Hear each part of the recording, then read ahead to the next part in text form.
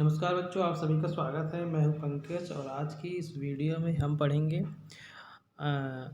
एक बहुत ही सुंदर कविता देश प्रेम से पूर्ण स्वतंत्रता सेनानियों के बलिदान के बारे में, जो बताती है कि उन्होंने इस देश को आज़ाद कराने के लिए अपना सर्वस्व बलिदान कर दिया। उन्होंने क्या क्या यातनाएं सही, अंग्रेज़ों के द्वारा उन्हें कितना प्रताड़ित किया गया, यह कविता यही सब बताती है। इस कविता के रचयिता हैं वे माखनलाल चतुर्वेदी जी हैं। इन्हें राष्ट्र कवि के नाम से भी जाना जाता है। आइए सबसे पहले थोड़ा सा इनके बारे में हम जान लेते हैं। तो देश प्रेम की गौरव गाथा के अमर गायक श्री माखनलाल चतुर्वेदी जी का जन्म 1889 में मध्य प्रदेश में हुआ था। मात्र 16 वर्ष की आयु में वे शिक्षक बने, यानी इतने प्रतिभाशाली थे कि 16 वर्ष की उम्र, एक बहुत छोटी सी उम्र जो है, उसमें ही वे शिक्षक बन गए, यानी टीचर बने, अध्यापक बने। इनकी रचनाएं राष्ट्रीय भावना से युक्त हैं। उनमें स्वतंत्रता की चेतना के साथ साथ बलिदान की भावना मिलती है। प्रस्तुत कविता कैदी और कोकिला में अंग्रेज सरकार द्वारा, इस कविता में क्या है, में कैदी और कोकिला में अंग्रेज सरकार द्वारा भारतीयों के शोषण तथा स्वाधीनता सेनानियों के साथ जेल में किए गए अमानवीय व्यवहार तथा यातनाओं का मार्मिक चित्रण है। तो कवि ने इस कविता की रचना जेल में रहते हुए की है और यह पूरी कविता एक कोयल को लक्ष्य करके की जा रही है, यानी कोयल से बातचीत करते हुए, यानी संवाद करते हुए यह कविता है। इस कविता में कैदी और कोकिला कविता के माध्यम से कवि देशवासियों के अंदर देश प्रेम की भावना को जगाने का प्रयास कर रहा है। देखिए किस प्रकार से प्रसंग इस प्रकार का है कि एक कोयल है, वो बिल्कुल आधी रात को, काली रात को, बिल्कुल अंधेरी रात को कोयल कूक रही है। तो फिर कभी कुछ कल्पना करता है, यानी उस कोयल से संवाद करता है, उसके मन में कुछ विचार आते हैं जो कविता के रूप में वह लिखता है और बताता क्या है, क्या कहता है कोयल से। कोयल कूक रही है तो कवि कहता है, क्या गाती हो, यानी तुम क्या गा रही हो, क्यों रह जाती हो, और तुम गाते गाते क्यों चुप हो जाती हो। कोकिल बोलो तो, हे कोकिल तुम बताओ तो आखिर क्या बात है, क्या लाती हो, क्या कुछ लाई हो, संदेशा किसका, यानी किसी का क्या संदेशा मेरे लिए लेकर के आई हो। कोकिल बोलो तो, यदि ऐसा है तो ज़रा मुझे बताओ। फिर आगे कवि कोयल से कहता है, उस जेल के अंदर होने वाले अत्याचार और दयनीय स्थिति का वर्णन करते हुए बताता है कि हम लोग कैसे हैं जेल के अंदर, ऊंची काली दीवारों के घेरे में, यानी हम जिस जेल में बंद है वो कैसी है, ऊंची ऊंची दीवारें हैं, ऊंची काली दीवारों के घेरे में, और उस ऊंची ऊंची दीवारों यानी उस काल कोठरी में बहुत ही घना अंधकार है, प्रकाश की कोई व्यवस्था नहीं है, और डाकू चोरों बटमारों के डेरे में, और हमें उस जेल के अंदर डाकू चोर उचक्कों के साथ रहना पड़ रहा है, यानी हमें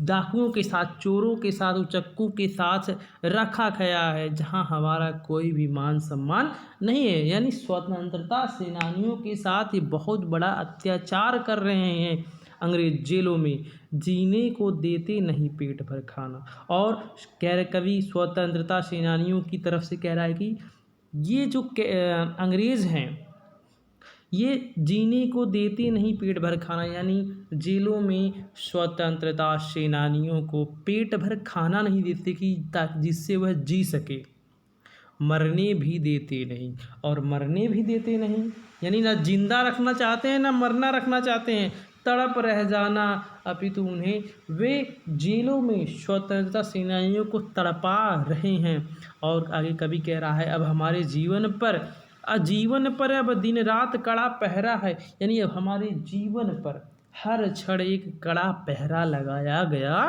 है। बिल्कुल निगरानी की जा रही है, हमें प्रताड़ित किया जा रहा है। शासन है, तो कभी प्रश्न करता है क्या यह कोई शासन है, देशवासियों को बताते हुए कि क्या यह कोई शासन है। ये तो शासन तो लगता ही नहीं है, ऐसा तो नहीं है कि कोई शासन है। या तम का प्रभाव गहरा, या बिल्कुल ये अंधकार है, ये कोई शासन नहीं है, यानी ये तो अंधकार के समान है। यदि यह शासन होता तो इस प्रकार की यातनाएं भारतीयों को नहीं दी जाती।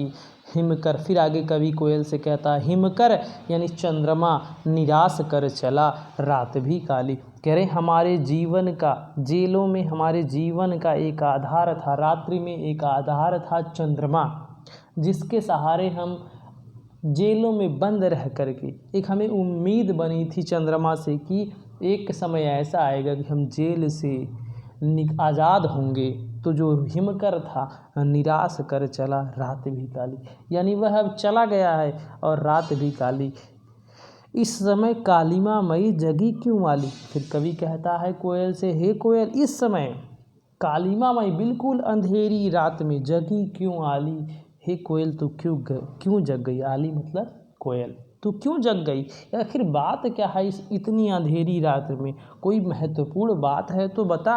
क्यों हूँक पड़ी, और तू इतनी क्यों हूँक यानी वेदना में चिल्लाना, दुख में चिल्लाना, तू इतनी चिल्ला क्यों रही है। वेदना बोझ वाली सी, जैसे लगता है कि तेरे ऊपर दुखों का पहाड़ टूट पड़ा है, जो तू इतनी जोर जोर से चिल्ला रही है। ऐसा प्रतीत होता है जैसे कि तू बहुत ही कष्ट में है। कोकिल बोलो तो, हे कोयल बोलो तो। यहाँ पर कवि जो है ना, कैदी और कोकिला कविता के माध्यम से देशवासियों को बताना चाहता है कि हम भारतीय स्वतंत्रता सेनानियों के साथ अंग्रेज शासन किस प्रकार का व्यवहार करती है और कितनी यातनाएं हमें जेलों में मिलती हैं।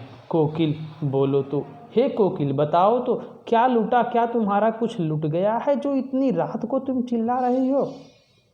और फिर आगे कहता है, यानी दुख से चिल्ला रही है, पीड़ा से चिल्ला रही है। फिर क्या, मृदुल वैभव की रखवाली सी, यानी तुम तो मृदुल यानी कोमल, ठीक है। जब कोयल बोलती है क्या बहुत ही मधुर आवाज़ होती है, बहुत ही मीठी आवाज़ होती है। तो कभी कह रहा है मृदुल वैभव की, यानी तुम की रखवाली सी, यानी वैभव मतलब धन दौलत होता है, विख्यात एक तरह से कह लो, यानी तुम तो मधुर सुरीली आवाज़ के लिए तुम तो विख्यात हो। कोकिल बोलो तो, आखिर क्या बात है, हे कोकिल बताओ, तुम इतनी रात को क्यों इस तरह हुक पड़ी हो, यानी इतनी वेदना में, इतनी दुख में क्यों चिल्ला रही हो। तुम्हें तो पूरा संसार जब सुन लेता है तुम्हारी मृदुल आवाज़ को, प्रसन्नचित हो जाता है। आखिर आज ऐसी क्या बात हो गई कि तुम इतनी वेदना में चिल्ला रही हो। यदि कुछ बात है तो बताओ। चलते हैं हम अपने प्रश्नों की तरफ और प्रश्न करेंगे, फिर इनका आंसर करेंगे।